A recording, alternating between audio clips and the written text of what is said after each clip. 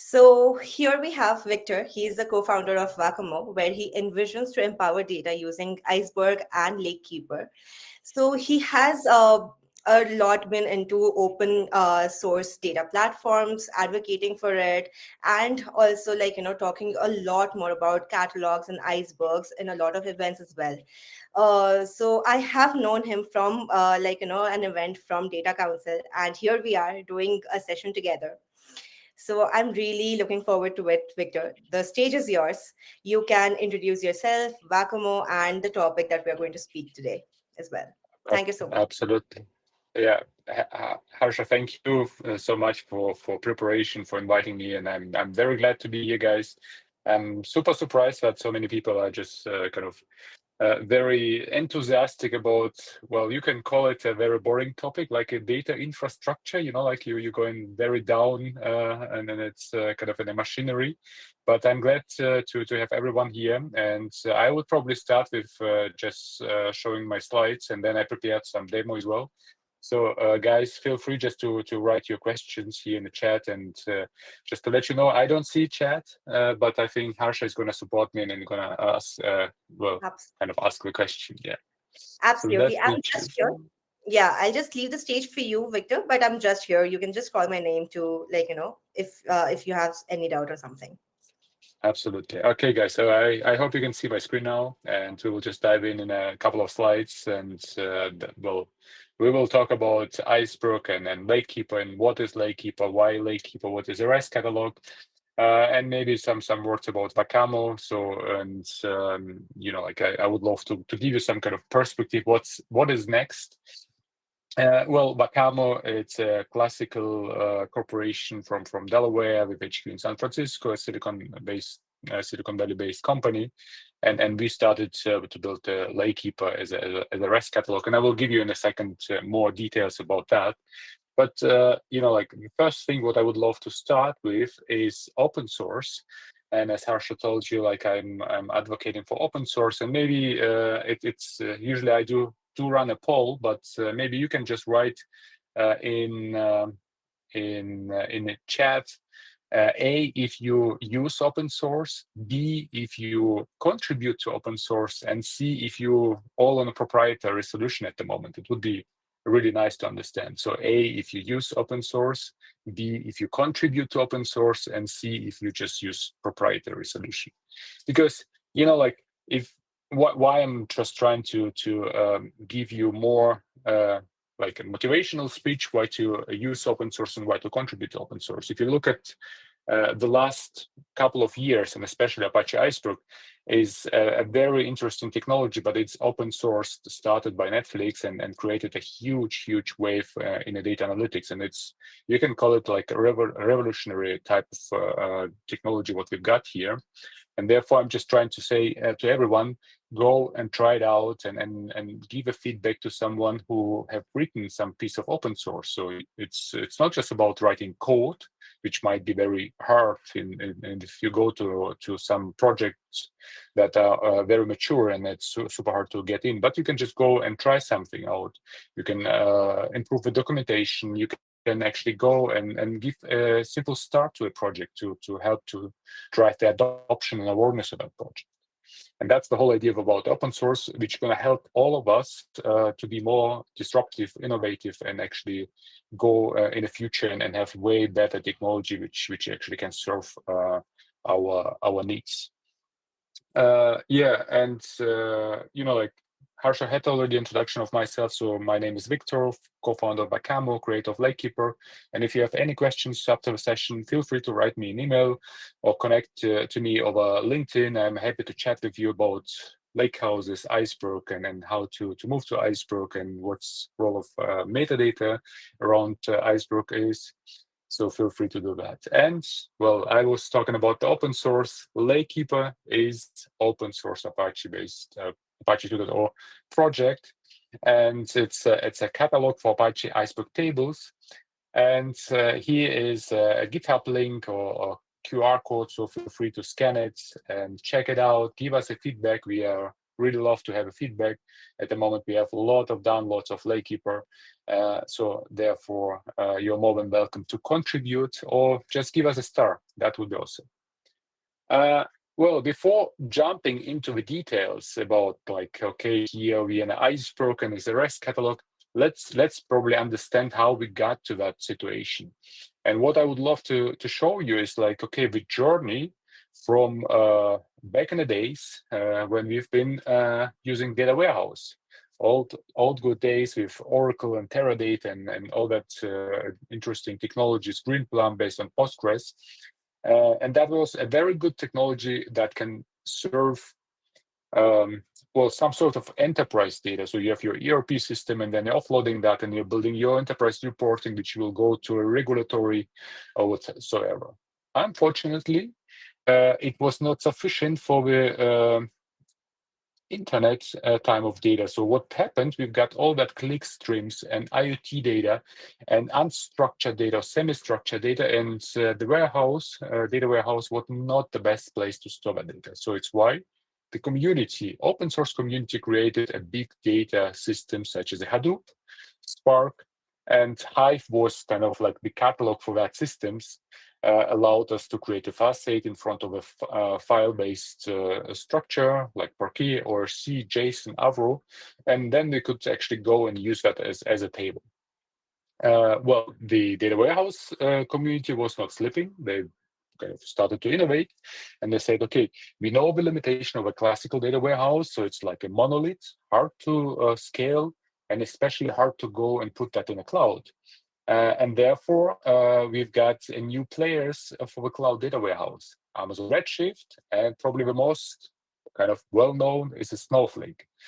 And the cool part of cloud data warehouse was that they divided compute and storage. So right now you had a very interesting offer that you could store like a petabyte of data and then provision as much as compute as you needed for your analytical stuff.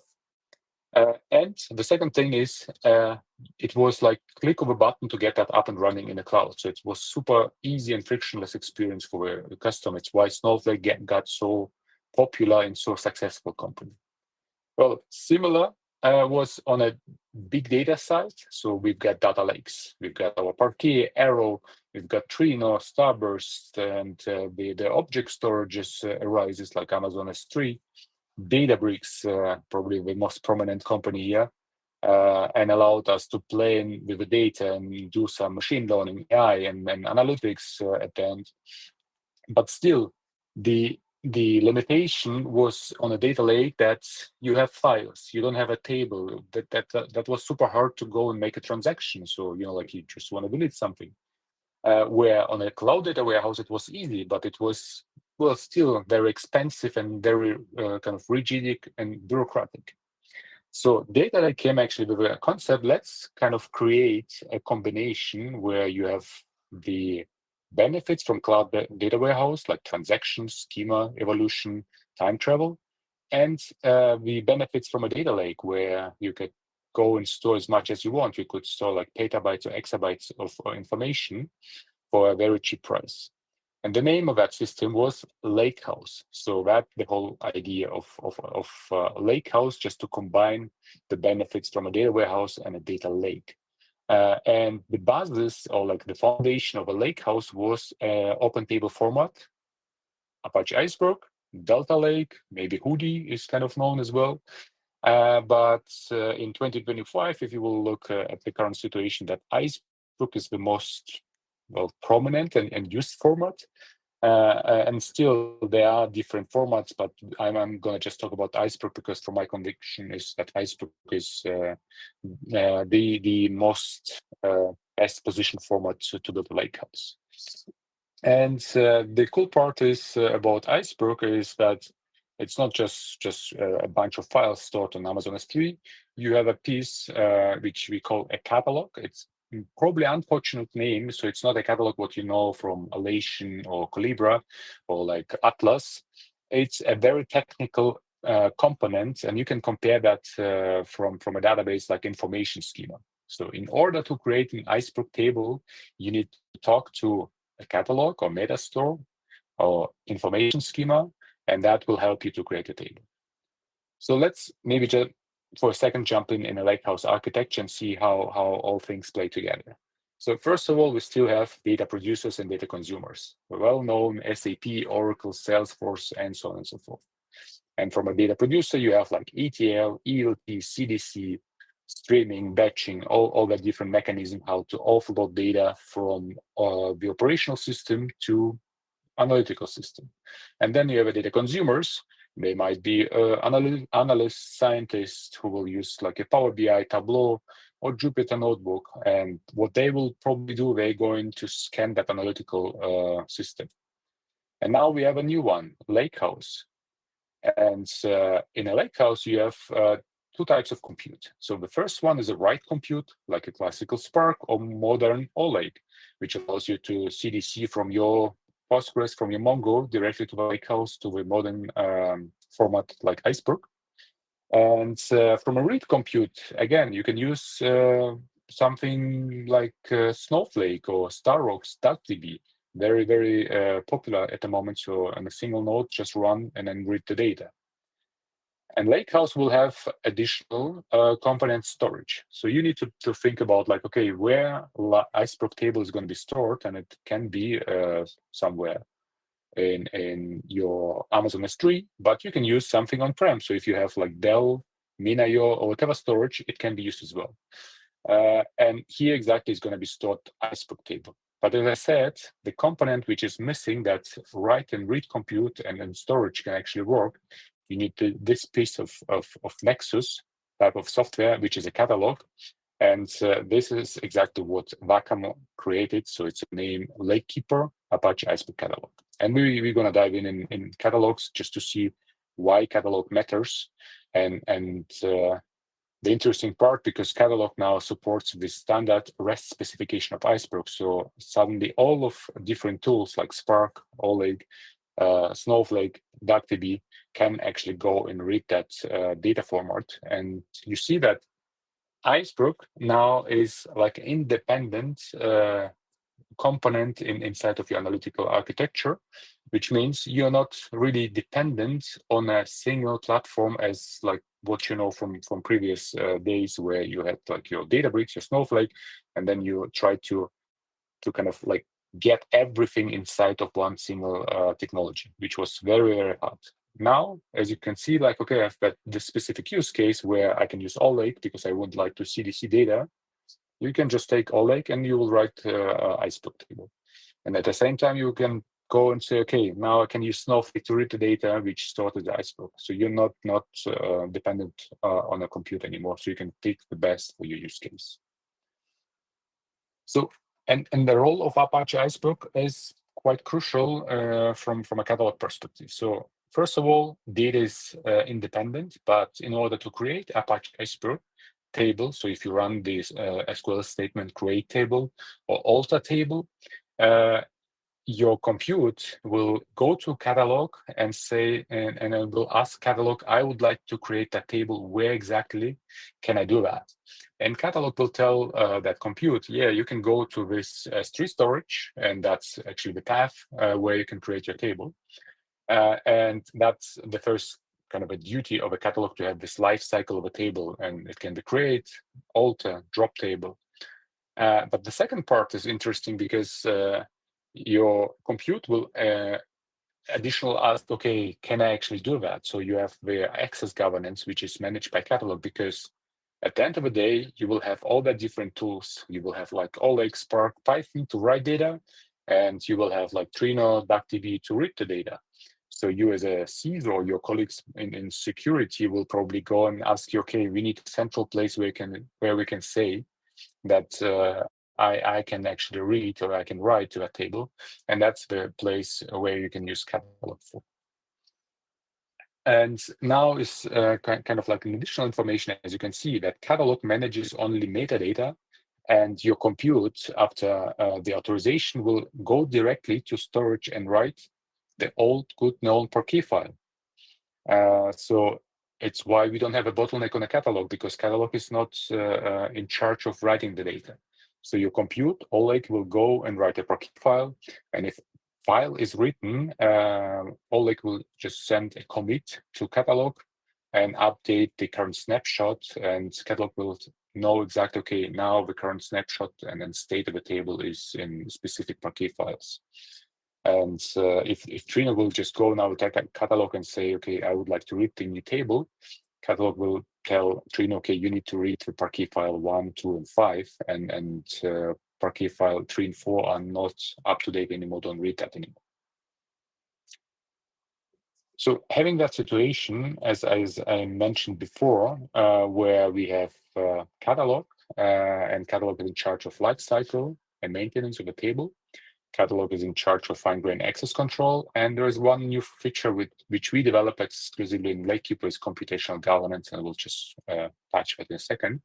But if you look at that picture, you see that this is a current situation of many organizations. You will probably end up in a multi-cloud scenarios where you have like Google and Azure and probably Amazon. Some customers are now in a hybrid scenario. They run on-prem Min.io and they have like Amazon S3. So it's a very heterogeneous situation. And similar to all that compute engines. So you have Kafka, which is kind of like obvious choice if you have some kind of a streaming. Python for data science, Spark for batches, DuckDB if you'd like to read, OLake for CDC, and then Trino's kind of like universal tool for like all different things. But again, you have all that flexibility on reading, writing, and you have all that flexibility on storing the information. And the central piece is a catalog, which, just to quote my customer, is kind of like a kernel of a lake house, or maybe like an operational system of a lake house, which allows all the periphery devices to work together. And let's just dive into Lakekeeper, because it's quite interesting to see like what Lakekeeper is actually doing and how Lakekeeper is, well, probably very different compared to all other players on the market. And maybe not touching the technical part, the kind of the business situation on Lakekeeper is that Lakekeeper is probably the most independent catalog out there, because we don't care about the query engine or a specific query engine. So we're not building that our catalog runs at best with Databricks, with Snowflake. We are very, very independent in that sense. So we will tell you, okay, Lakekeeper will serve all your use cases, regardless if you're running that use case with like Databricks, OLake, or with Snowflake. We can just serve all of them. And why we can do that is because we follow the Iceberg REST catalog specification. There is a specification which tells exactly how catalogs needs to communicate with query engine, and how catalog communicates with storages. And that's the best thing probably from apache-iceberg community, what we've got like for a couple of years. The technical side of a Lakekeeper is that we have created Lakekeeper in Rust. So for everyone who is kind of trying to find a new project to contribute, you are more than welcome just to go to Lakekeeper GitHub repository, pick an issue, and just implement that. So Rust is quite cool, quite fast, quite interesting. The good thing about Lakekeeper is, as I showed you already, so we can actually support all the different storages: Google, Azure, Amazon S3, all S3 compatible storages. We can support all of them. Lately, we added, for instance, the Cloudflare R2, if you want to use this type of storages. And what we do support, we support both banded credential and remote signing. And just to explain you what we mean with that, so if you would like to read the data, the Iceberg data, which is eventually Parquet file, you're usually in a world before the catalogs, you will probably go to the storage and issue access key and secret key. And that was not very easy, I would say. So it was very tough process, and especially from a security perspective, if I issue the access key, which is just flying around, and I don't really know who is using that access key and secret key, so it's a kind of like the issue from a security perspective.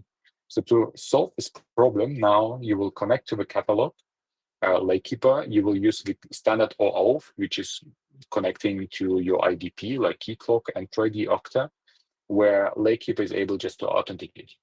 And a second step through the authorization process, Lakekeeper will say, okay, let's have we have a user A. That user can read the file. We will sign every Parquet file remote, or we will issue through STS mechanism amended credentials and give it to your client, to your Spark, to OLake. So you don't need to create that access key and secret key anymore. And in that situation, you have like very, very secure way how to consume the information from your data lake. And therefore, it's very important to understand that eliminating access key and secret key in order to get to data lakehouse is a crucial capability here. The third thing is probably the metadata change events, and I will go to that in a second to show you actually how you can create a very cool systems based on the metadata changes inside of a Lakekeeper or inside of the Iceberg catalogs. And I just already mentioned that we support OAuth and we support Kubernetes authentication. It's the very crucial thing that catalog Lakekeeper is Kubernetes native. So with the Helm chart and even an operator, so you can just go and deploy everything inside of your Kubernetes or with Docker Compose, and it just runs. And inside of Kubernetes, we actually can communicate with IDP from Kubernetes to do all that automation stuff.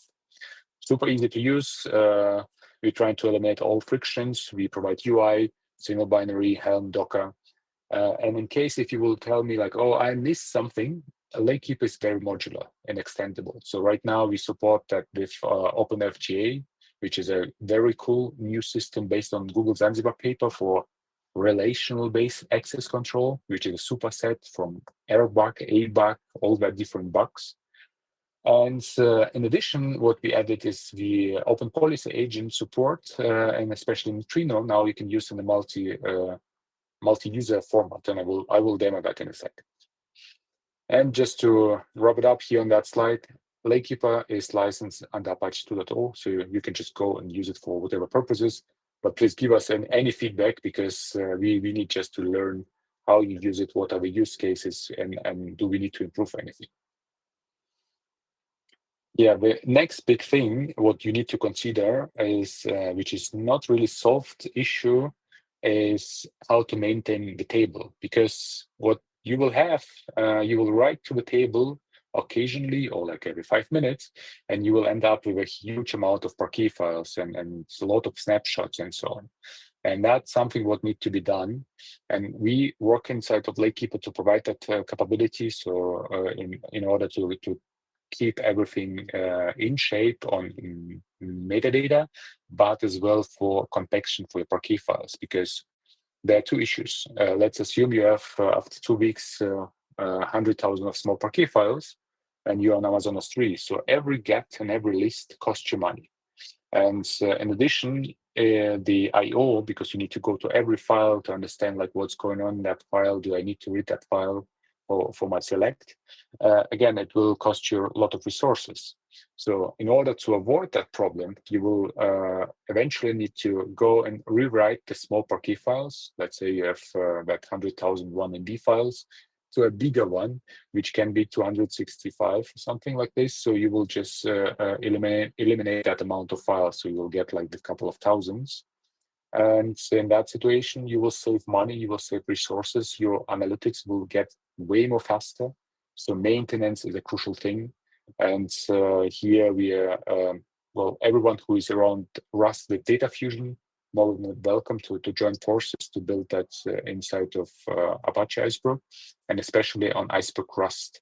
So everyone who would love to go to a bigger project like apache-iceberg project, there is apache-iceberg Rust community. So be happy to see you there, guys.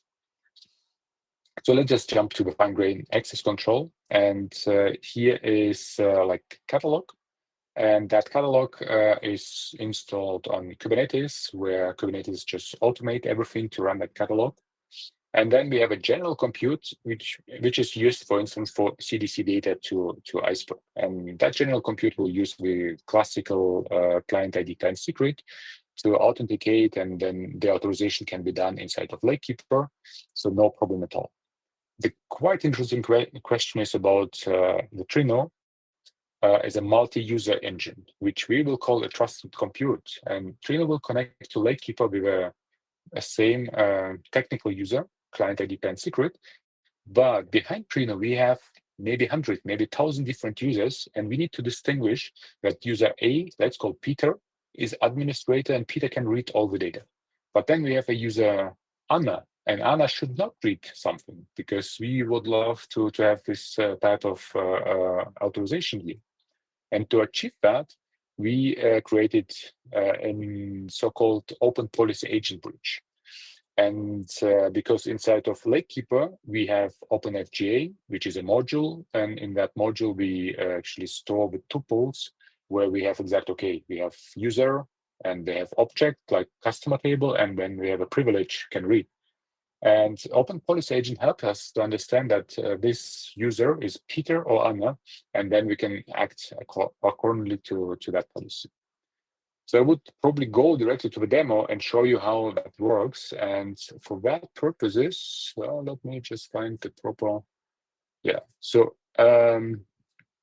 here I'm logged in as a petter, but maybe just a couple of words how I did start it. So everyone can go to the GitHub, download our repo, and there's a folder examples, and then you can just play around with Lakekeeper. It's just a simple Docker Compose app, and it's all up and running. And then you can just go and use the Jupyter Hub here to, first of all, to bootstrap the Lakekeeper cluster.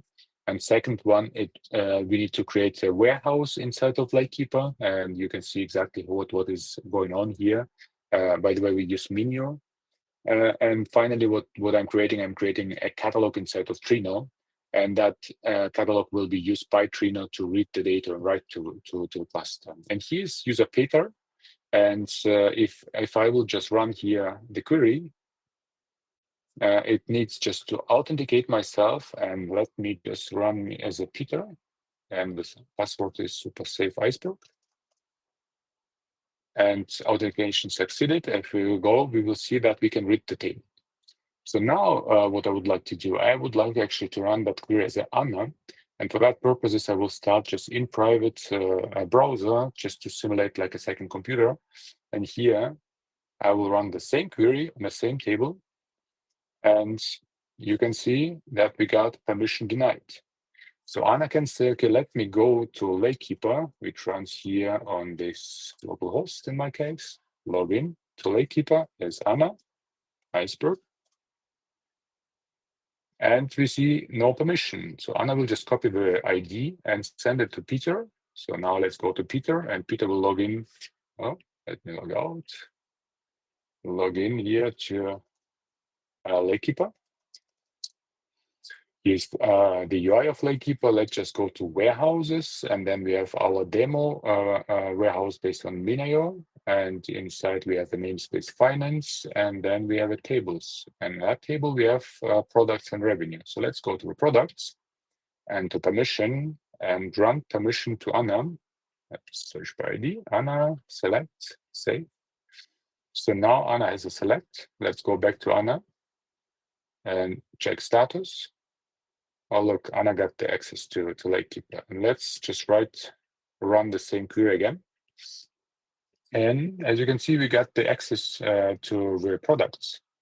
And if Anna will go to warehouses, you see that the whole process and the whole tree was inherited. So you don't need to go to every object and give like usage or whatever.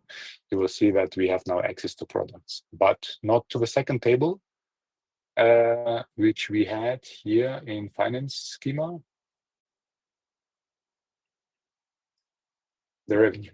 So inside of Lakekeeper, you have an easy way just to give access to every object. It can be like view, table, namespace, warehouse, and so on. And maybe just 1 or 2 minutes to spend here on Lakekeeper itself. You see that we have here way with roles, with server settings. We can do all the different stuff here. And to give you like the impression how easy you can use Lakekeeper, you can just go and add warehouse. And for my situation, I do have even a file with a lakehouse information. I hope I'm gonna find it here. Let's take the Azure, submit, and now what I'm just doing, I'm just adding the Azure as a warehouse here, and you can see that I added Azure. and now I can just go and use my catalog based on Azure. And so if you have a multi-cloud or hybrid cloud environment, you can easily use Lakekeep as a central nexus to allow every access here to all the different data. Good. I will pause here on my demo and just go back and give you a couple of slides here and information on what is next, and then we can just go to the Q&A round, I would say. Um, there's one more feature what we built inside of Lakekeep is change events. And what is change events all about? So imagine you will run the alter table. The alter table eventually will make a change on your metadata, and that change we can actually push to event queue. And now today we support Kafka and NUTS. And then you can think about like, okay, now I have that event somewhere, and I would like to just to build all that third-party kind of a systems for audit, for quality, for fraud, for or whatever I would like to do on that metadata. And just to give you a simple example, what we're building right now with that mechanism is a computational governance. And here's the problem, what we're trying to solve. So let's imagine we have a data engineer, owner of a table, a customer from marketing, and they use OLake or just to load the data. And then we have an analyst who reads that table from sales to make a decision, business decision, where that actually generates revenue. So, and usually those two are not really connected to each other, because if you go to a big organization, you have like thousands of different players around there and then hundreds of thousand tables. So what the data engineer can do, run the alter table, and from fine-grained access control from OpenFGA, it can be checked and everything is fine. But what will that cause?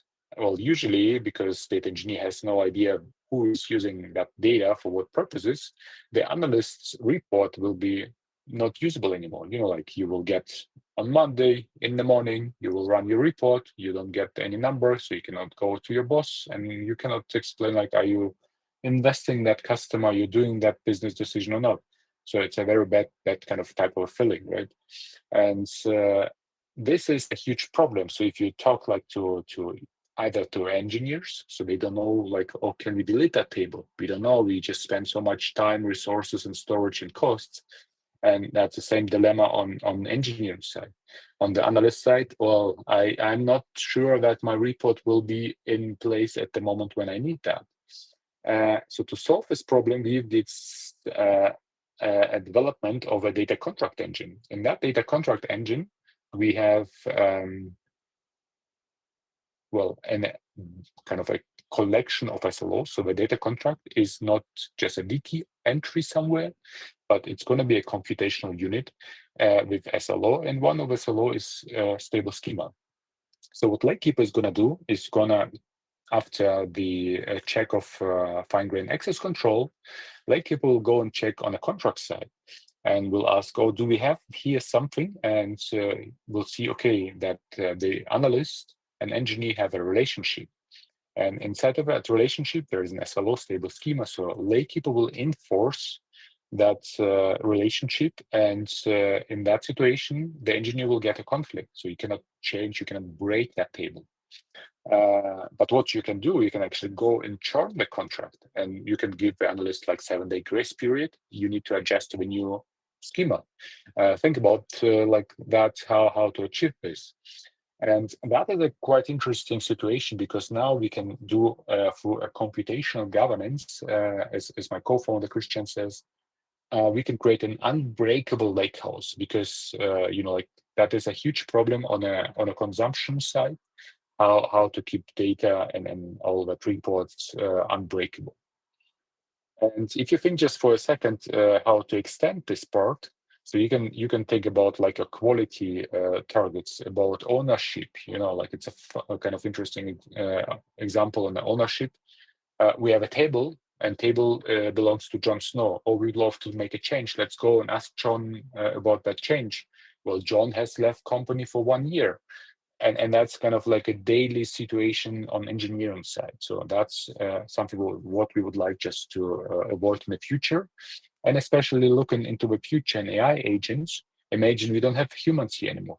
So all that communication, all that relationship, enforcement, negotiation can be only done with data contract engines in the future, and with catalog, which can enforce that. So we want to have a preventive mechanism there. And just to finalize what we think, because all that changes and all that controls are inside of metadata, and it's something what we call actionable metadata. It's not some metadata what you're gonna write in a wiki. It's an actionable metadata which allows you to build and enforce relationship, secure, stable collaboration, data sharing inside of an organization. Well, I will probably pause here because there might be some questions, but guys, thank you for your attention, and please give us a star on GitHub. We would love to get your GitHub star. Thank you very much. Awesome. Victor, please feel free to mention your GitHub link over on the chat box as well, so that people can just check it out as well. Yeah, sure. And yes, we do have a few questions. We would want to take it up. Thank you so much, Victor, for this insightful presentation and the demo. It was really helpful for me and hope it was helpful for the audience here as well. So I will take the questions quickly so that we can wrap this webinar up in time. So the first question is from Dinesh. How's Iceberg different from Delta Lake? What are the advantages of using Iceberg in the production? Yeah. Well, from a technical perspective, there are differences, but let me maybe touch on a community perspective. So Delta is developed by Databricks, and it's very robust and mature technology. No bashing on that side. But if you look at the future and from a lock-in perspective, Iceberg is way more open, and you don't have like any lock-in, and you have a lot of players. Even Databricks itself, after the acquisition, is now one of the in a driving seat of Iceberg. And I would, well, I have here my crystal ball. I would say in the 3 years there is kind of like a merge of Delta inside of Iceberg. So Iceberg is something like which has like better future perspective, I would say. Yeah. Okay, yeah. I hope, Dinesh, you get your answer here. Okay. The next question is from Anubhav. I have been using Nessie for some time as a catalog source for Iceberg. It supports both schema and partition evolution. Can Victor please help in understanding how REST catalog would provide more benefits here? Yeah. Well, Nessie started at Dremio at very early days, and we had like no standard for that. So everyone was developing its own type of catalog for Iceberg, Nessie, Hive Metastore, Tabular, JDBC catalog. So a lot of different type of a catalog. So it was quite interesting to see the evolution and innovation, but the adoption stopped because every client should kind of create like own implementation, how to use Nessie or how to use this and those. And if you look now at Nessie, even Nessie now created a REST interface. And if you're going to talk to Dremio and to everyone who is around the Nessie, they're actually migrating and trying to get all that features to a REST, and especially to Polaris. So that's kind of like the thing what I see at the moment. But REST catalog allows you a very easy, frictionless way to use it. So you don't need to think about like how you're going to connect to catalog, how you're going to read the data. It's all standardized. And standard is actually the most strong thing here around Iceberg and REST catalogs. Thank you so much. Akash here asks, any differentiator of Lakekeeper versus Polaris? Well, absolutely. It's a different project. From a technical perspective, maybe, well, Polaris is written in Java, we written in Rust. So we kind of like see more benefits having something in Rust. It's more lightweight, it's more Kubernetes native. You can integrate that in all the different technologies. So we see now from a partnership perspective that even big companies now are just starting taking Lakekeeper as a base implementation for their platforms. and that's maybe like the main difference from a technical perspective. But if you look inside of Lakekeeper, for instance, Lakekeeper is not an IDP. We don't issue any tokens. We have like a different philosophy here. Lakekeeper is multi-tenant, so you can actually go and create Lakekeeper like with different tenants and do stuff. So I would say it's quite interesting to use it in that sense. But like maybe I would love to hear from you, Akash. Like if you're gonna try both catalogs because we both open source, and just contact me and give me your impression. What are the differences? Nice, awesome. I will just check. Okay, Akash says sure. Okay. So I have two opinion-based questions from you. I plus a lot of community members are very curious to know your answers. We'll just keep it short and quick since you have another event to attend as well. So first is you spoke about actionable metadata, right? So how do you envision the actionable metadata concept changing data management practices in the next few years? Yeah, well, I'll try to answer short because we probably need like additional webinar about the actionable metadata. Sure. Uh, the thing is, we treated in the last 20, 30 years data in a kind of main stage, in a spotlight as actionable. Customer was on a website, or let's send an email to customer with a discount, or customer now use the discount. Now we can send him like an additional something stuff. But at the same time, everyone was complaining about quality, ownership, statistics, outdated results. And the answer is not in the data, but in metadata. But unfortunately, the metadata was treated like as a necessity. Oh, let's put a documentation, write some information, and maybe someone is going to take care about that. So, which means if metadata is not actionable, you cannot solve all of that challenges what you have with quality, ownership, and so on and so forth. And that's the idea to move and make metadata technical metadata, by the way, right? So technical metadata, a first-class citizenship, which actually going to support data, and then you can automate a lot of stuff, and especially in the AI and LLM world, it's quite interesting to have metadata actionable. Sure. You have mentioned about the next topic of webinar that we are going to do yourself. So I'm pretty much excited about that as well. Okay, so here's the last question, and this is one question that I personally would like to ask all the speakers that I interact with. So this is one of my favorite questions, and I would want to know your opinion on this as well. What emerging trends in the Apache Iceberg project are you most excited about, and how might they change data engineering practices in the coming years?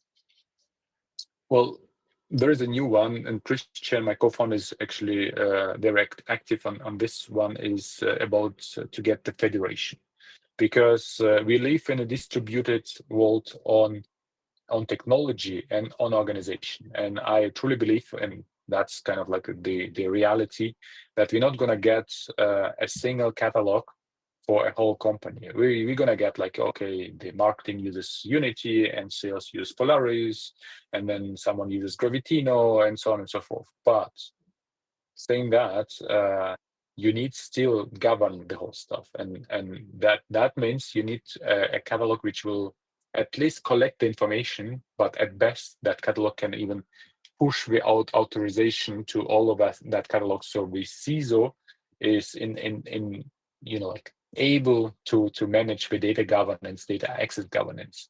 And therefore I'm very excited about the federation of a catalog, what we will see in the future, because it is quite easy to build a catalog, or it's even easier just to take Lakekeeper, it's what we see, and integrate that into your platform, and then you will get at the end, oh, he's DBT with a catalog, or he's AWS Glue catalog, and so on and so forth. But at the end of the day, you need a single view, and with federation inside of Iceberg is quite interesting for me. Okay, great. I think we are done with the questions, and I guess we have no more questions. Yes. So, Victor, yes, that comes to the conclusion of our webinar. And thank you so much for your time and the insights that you've provided.